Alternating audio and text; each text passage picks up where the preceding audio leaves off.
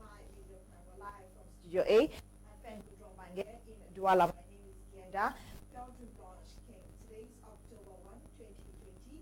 Going down memory lane, October 1, 1961, West Cameroon or British South Cameroon declared independence from British rule by joining their brothers of La Republique to Cameroon, who had earlier gained their independence from French rule on January 1, 1960. With this reunification, the Federal Republic of Cameroon was born. It was so until May 5, 1972, when the then President Alhaj Amadu announced that a referendum will take place to determine the statute of Cameroon, and on 20th May 1972, a referendum was held where majority of Cameroonians voted for a unitary state as opposed to the federal state that existed at the time. Since the escalation crisis in late 2016, some Cameroonians have fallen back to the celebration of October 1 as the day Cameroon declared independence from Britain.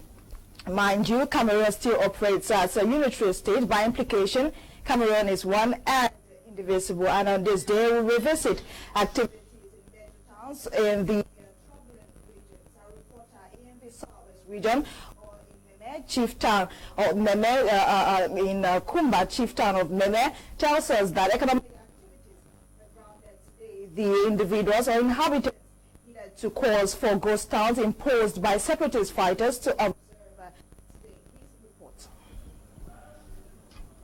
1st October 2020, Kumba has been a dead city following calls by separatist fighters for the population to stay at home on October 1, known to be the Independence Day of the former British Southern Cameroon. The streets were empty, the market gate were wide open, but no trader was able to mount courage to open his or her shop. On the other part of the city, offices including government institutions were also void of personnel. Commercial bike riders, taxis and other circulations, banks, parks and other commercial activities were all grounded in the city of Kumba. As measures to stop any form of activity by the pro-independence fighters, military personnel were all stationed in most parts of the city. The city would have been lively but for fears of the unknown, following amber calls and coupled with the installation of military personnel in strategic areas of the city. And remember, this is the economic hub of the southwest region.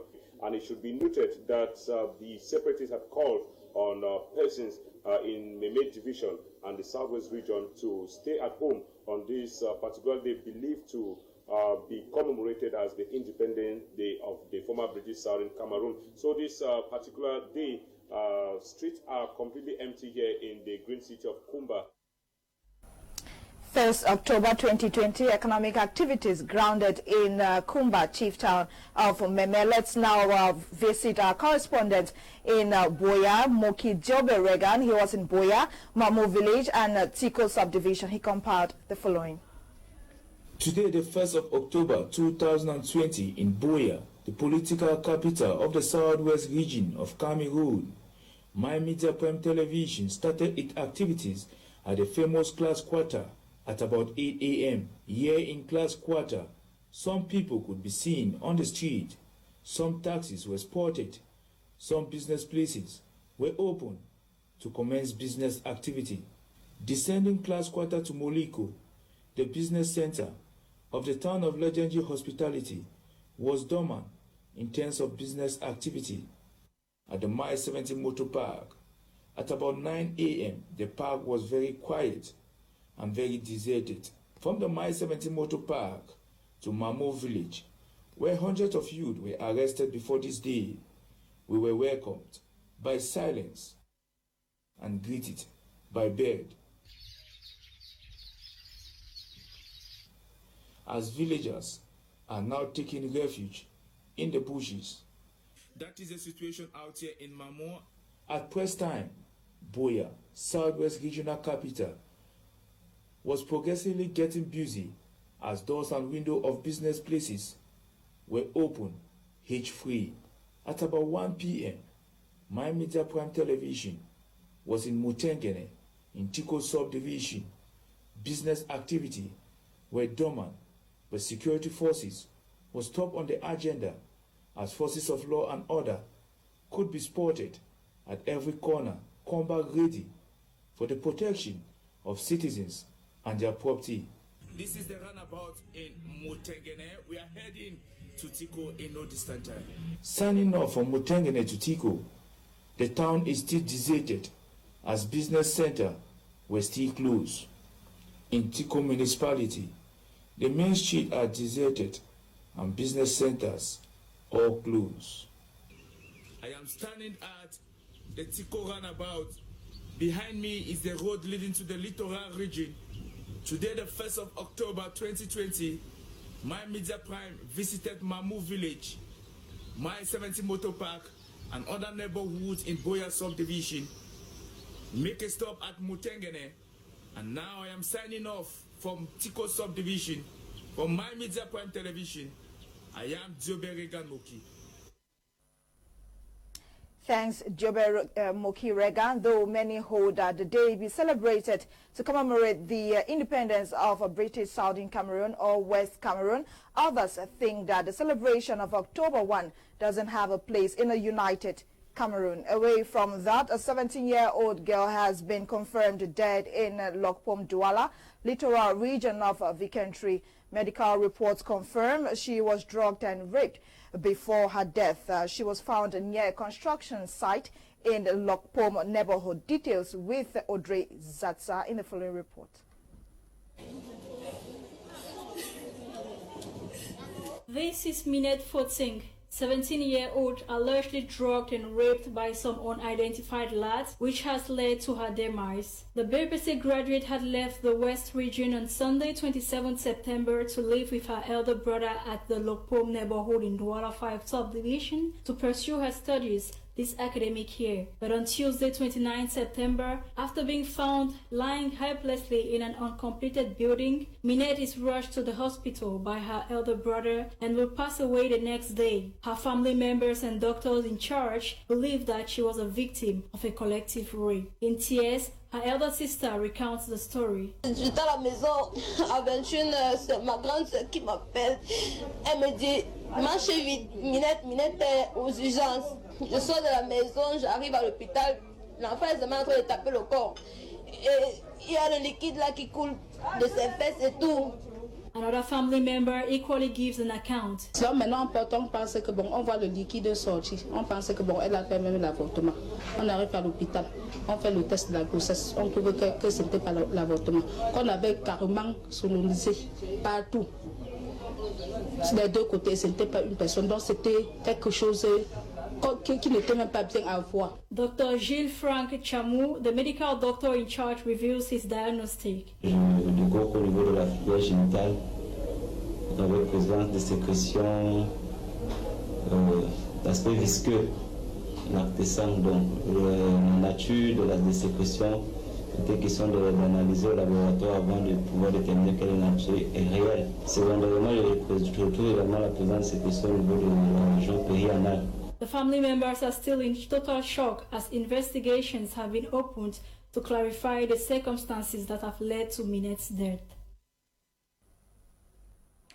Over to the northwest region of the country, head teachers in Womb subdivision, Menchum division, have responded to the mayor of Womb following the distribution of the minimum package of the 2020-2021 academic year, with a call on parents to send their kids or students, pupils, to school come October. Details with Charles Kebwa from Bamenda.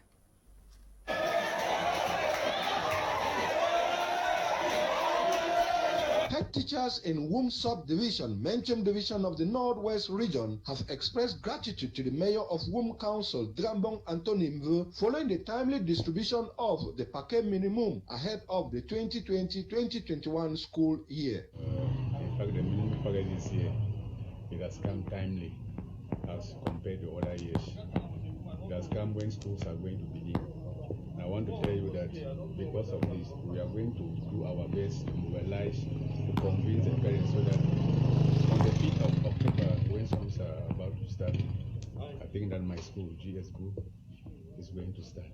The distribution exercise that took place September 29 at the Womb Town Hall was overwhelmed with joy as the 2020 holidaymakers lifted the mayor of Womb Council in appreciation for his steadfastness in empowering youth of the municipality every summer holiday. Administrative authority expressed satisfaction seeing the eagerness of parents to send their children to school and the zeal of the pupils and students going back to school come 5th October 2020.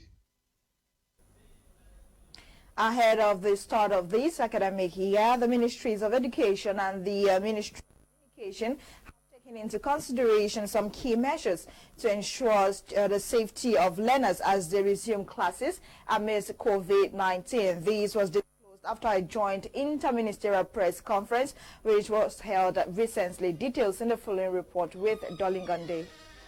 The joint interministerial press conference, which marked the active presence of the Minister of State, Minister of Secondary Education, Professor Jacques Famandungo, the Minister of Secondary Education, Professor Pauline Alova-Lionga, the Minister of Basic Education, Professor Laurent Serge-Itundi, alongside other educational heads, was chaired by the Minister of Communication, René Emmanuel Sadi, on the strict hierarchical prerogatives of the head of state, President Paul Biya, aimed at informing and reassuring the various stakeholders of the national educational community on the measures taken so far by those responsible for the different levels of education. This press conference is also in a bid to promote the start of the 2020-2021 academic school year without running the risk of jeopardizing the health situations of learners and trainers as a result of the raging coronavirus pandemic. With the first challenge taken by sitters of the recent end-of-course examinations nationwide, the gates for school doors have been motivated to open based on these come October the 5th, but not without the strict compliance of some basic measures decided upon by the ministers. Given that, as at September 24, 2020, Cameroon toppled a recovery rate of 94% and a 2% fatality rate, insinuating that out of 2,712 COVID-19 confirmed cases,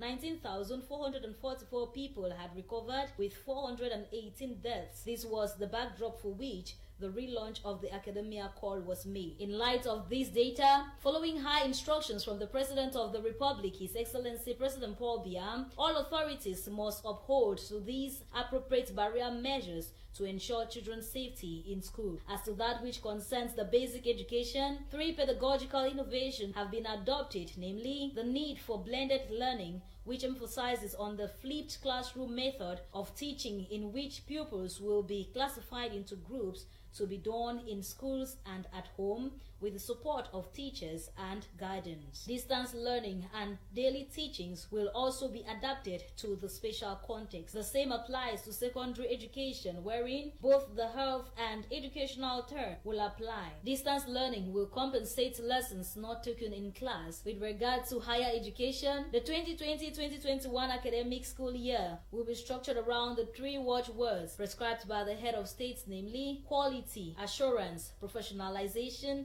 and employability. With these measures taken by the government, particularly in the areas of academics, health, and research, it is expected that the 2020-2021 school year is due to resume smoothly.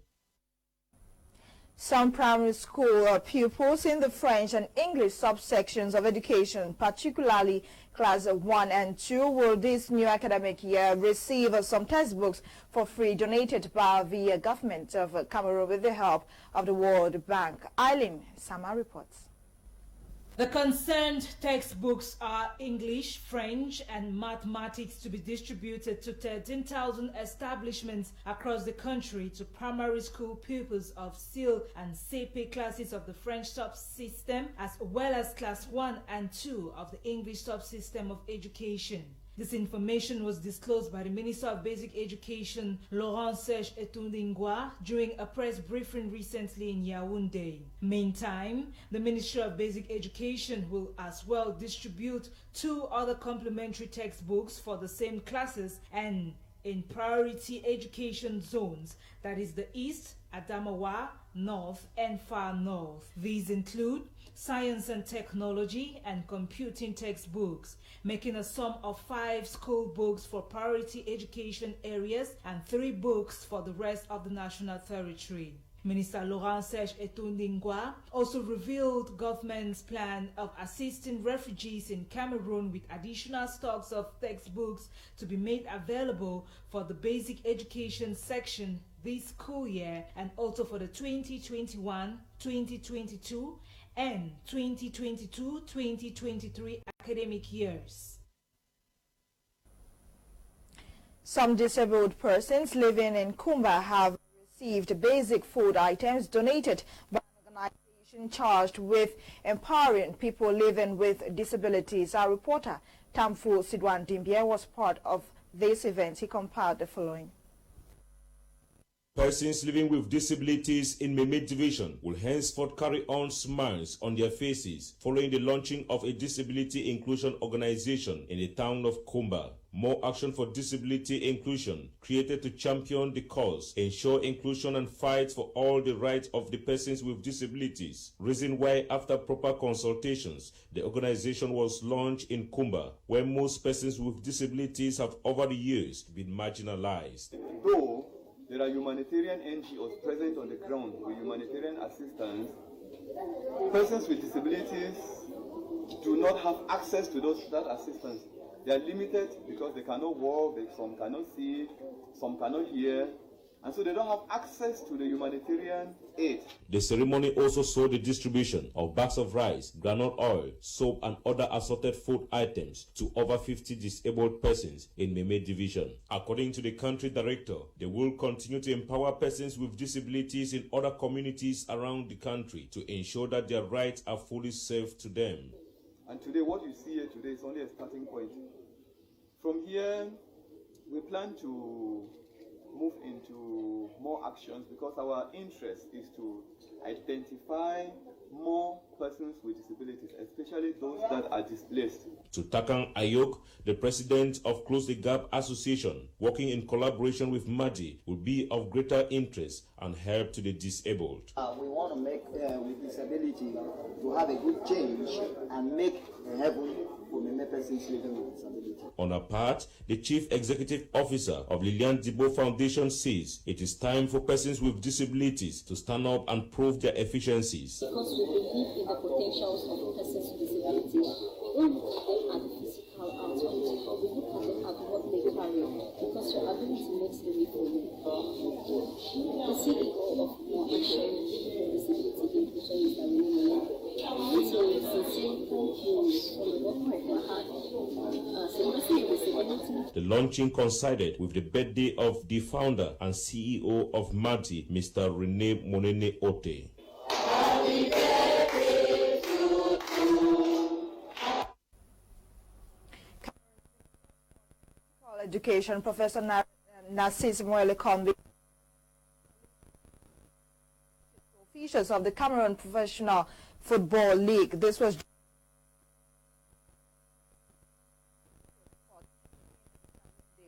Kendinga completes the story. The move is part of preparations for the 2020-2021 Cameroon Elite 1 and 2 football season. On the minister's shortlist are 6 in the West region, 5 grounds each in the center and littoral regions, 4 in the Southwest region and 2 in the North region of Cameroon. The annexes of the Olembe, Japoma, Limbe Omnisport plus the Rumdiaja Stadium have all been drafted into the shortlist for the first time in 3 seasons. Modern pitches at the center and littoral regions as well as the Rumdiaja Stadium in Garua makes the cut. The Limbe Omnisport Stadium, which was lastly used for the competition in the 2019 season, has been put at the disposal of the league management body. The full list of stadiums includes the Amadou Aïdjo Stadium, Omnisport Stadium Annex, Olembe Stadium Annex, Olembe Stadium Annex 2, the Bankomo Stadium, all in the central region of Cameroon. In the littoral region, there is the Japoma Stadium Annex 1, the Japoma Stadium Annex 2, the Bepanda Reunification Stadium, Bepanda Reunification Annex, and the Bonamusari Stadium, or better still, the Mbapelepe Stadium. In the west region of Cameroon, the Kwekong Stadium, the Kwekong Annex Stadium, the Buda Municipal Stadium, the Fosso Victor Stadium in Banjul, the Bamenzi Municipal Stadium, and the Toket Stadium. In the southwest region, the Limbe Omnisport Stadium, the Omnisport Annex Stadium, the Centenary Stadium, and the Boya Municipal Stadium have been selected.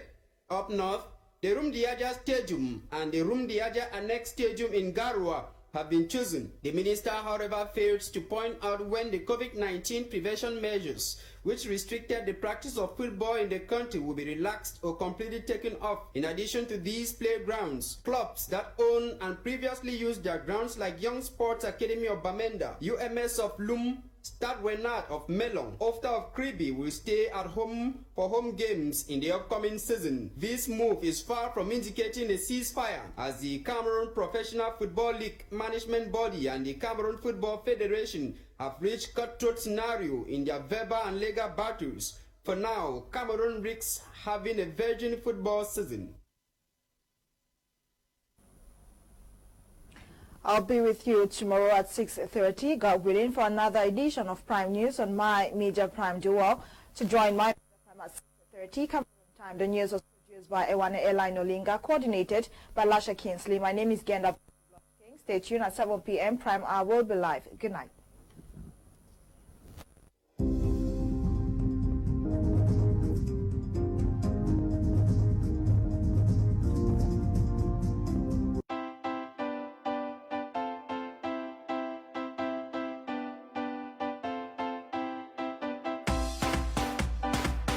From the